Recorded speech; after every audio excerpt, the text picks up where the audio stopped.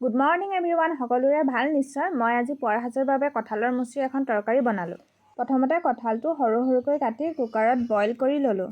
তাৰ পাছত কেৰাহীটো পাতি তেল গৰম হ'বলৈ দিলোঁ। তাতে অকণমান নিমখ আৰু হালধি ছটিয়াই দি দিলোঁ কঁঠালৰ পিচসমূহ। কঁঠালৰ পিচসমূহ মই অকণমান ৰঙচুৱা হোৱালৈ ভাজি ল'ম। মই আগতে কঁঠালৰ মুচি খায়ো পোৱা নাই আৰু বনায়ো পোৱা নাই। আজি প্ৰথম ট্ৰাই কৰিছোঁ, খাবলৈ কেনেকুৱা হয় নাজানো আৰু। ইউটিউবত চাই ট্ৰাই কৰিছোঁ দেই। আপোনালোকে যদি কঁঠালৰ ৰেচিপি জানে মোক কিন্তু কমেণ্ট কৰি জনাব দেই সকলোৱে। মই ট্ৰাই কৰি চাম।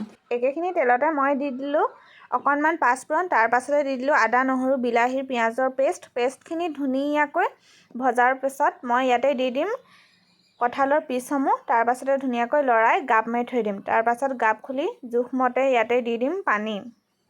ধুনীয়াকৈ উতল আহিবলৈ আকৌ গাপ মাৰি দিম। তাৰ পাছত এয়া গাপ খোলাৰ পিছত ধুনীয়াকৈ আমাৰ কঁঠালৰ মুচি ৰেডি হৈ গ'ল।